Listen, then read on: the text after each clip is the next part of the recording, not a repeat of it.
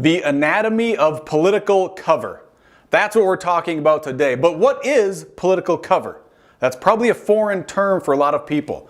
Political cover is when a politician tricks you into think they're doing one thing when really they're doing something else. So in particular, I'm talking about Representative Liz Legard because he pulled a somewhat masterful political cover move last night, late last night, 10:30 at night, that we're going to review here today. And we're going to try to break this down in a way that's easily digestible because, as always, what they're saying and what it appears they're doing is one thing, but what they're really doing is something else. So they're trying to provide themselves political cover for the 2022 election. For the last week, we've been hearing omnibus bills, these massive multi-subject bills that are frankly unconstitutional. But one of the ways that the politicians down here use these omnibus bills is to file amendments onto them. These half-hearted amendments, oftentimes half-hearted amendments, are meant to serve as political cover for them for their re-election efforts. But let's go back a week, because 1 week ago,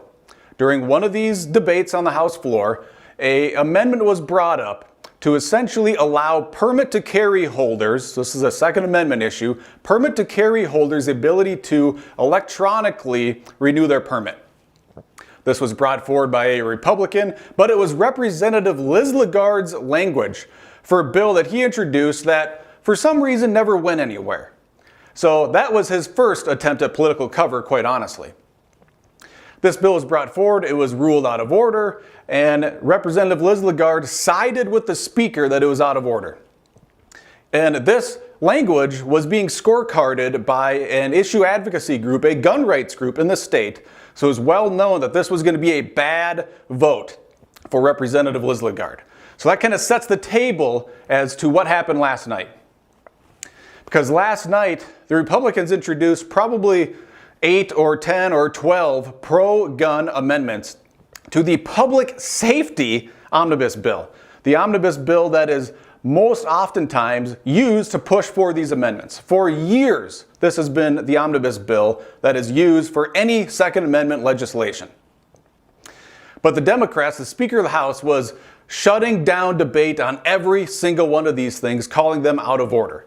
And even Representative Drazkowski noted that this is unusual. This never happens when we bring pro-gun legislation to the public safety omnibus bill. And was inquiring as to why is suddenly everything out of order. And here is why.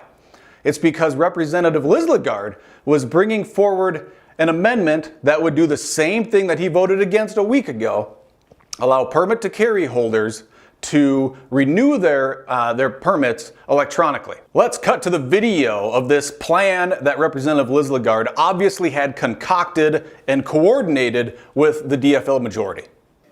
It is for permit to carry application renewals may be accepted in person, electronically, or by United States mail at the sheriff's discretion. And I would appreciate everyone to support this amendment. Representative Pinto.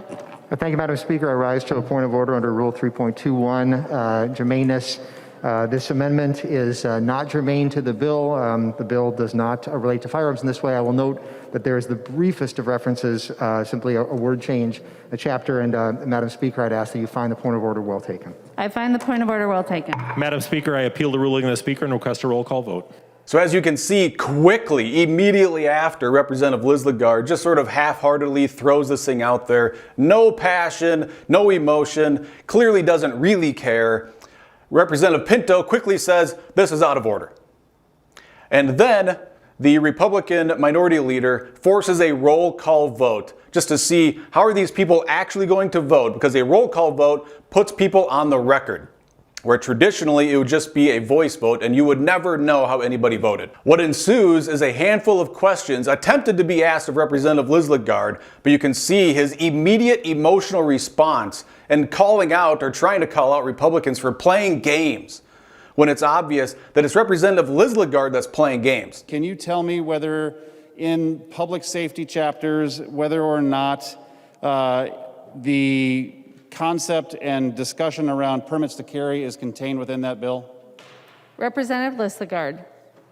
Madam Speaker and Representative Nash, I think that this is a wonderful amendment. I understand all the discussion and the political games that is taking place. If Representative Liz Lagarde would yield for a question. Representative Listagard, will you yield to a question? Madam Speaker, I'm not playing these games. It is what it is. It's going to be what it's going to be. I'm extremely disappointed that the games were played on the House floor on my amendment that it should have passed. Madam And it is Speaker? I'm what going it to take that as a no. Representative Lucero. Well, I didn't hear a no. So, Madam Speaker, would Representative Liz Lagarde yield for a question? Representative Listagard, would you yield to a question? It's going nowhere, so no, I'm not. If we have learned anything from Rush Limbaugh over the years, it is that liberals do this. They project.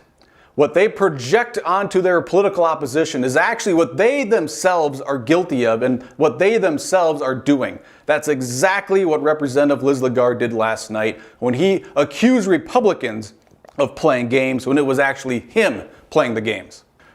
So then the clerk takes the role of how each individual person is voting. And as you can see here, there are both red votes and green votes. In this particular case, this vote is are you going to side with the ruling of the speaker or not? So a green vote means you agree with the speaker that this is out of order. A red vote means you disagree with the speaker and you wish for this amendment to continue upon the path. As you can see here, Representative Liz Lagarde, he sided against the speaker, which would be considered a pro-gun vote. But 1 week ago, on the exact same language, he sided with the speaker. And it's noteworthy to show over here that Representative Sandsteed, she capitalized on this political cover, and she also chose to vote against the speaker on this particular amendment. What makes this even more interesting is both of these state representatives, Liz Lagarde and Sandsteed, voted to end the peacetime emergency all of last summer, all of last fall, all of last winter until January. Then they flipped their vote and started siding with leadership. These people are con artists. So I guarantee you, mark my words, Representative Liz Lagarde, Representative Sandsteed are going to use this vote to go back to their constituents in the Iron Range and say, look at us. We're pro-gun because of this vote right here. And further, they're going to say, see, we aren't pawns of political leadership. We don't take direction from Melissa Hortman. We do our own thing. Mere seconds later, the very next amendment from Representative Nash contains the exact same language. Even Representative Pinto, the DFLer from the Twin Cities here, he even says this is the exact same language as the previous amendment. Well, Madam Speaker, I rise to a point of order pointing out that this is a duplicative amendment. We've had a ruling on the exact same language just previous to this one, Madam Speaker. You can tell what Representative Pinto wanted to make sure of is he did not want a roll call vote on the next amendment because he knew this would expose Representative Liz Lagarde for being the fraud that he is. So to kill this next amendment, the Democrats used the exact same language and they challenged it out of order for the exact same reason they challenged Liz Lagarde's amendment to be out of order. But watch the vote board now. Notice now Representative Liz Lagarde, on the exact same language that he had just voted on mere seconds earlier, he sided with Speaker Melissa Hortman.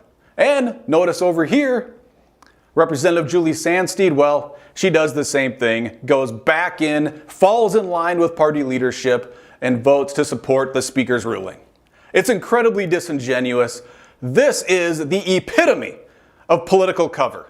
But we cannot let the Republicans off the hook because last night they introduced all sorts of really good pro-gun amendments like stand your ground legislation, constitutional carry legislation, and it makes them look like they are champions for the Second Amendment. But where were these same amendments in 2014, 2015, 2016, 2017, the 4 years that those same Republicans held the majority of this body?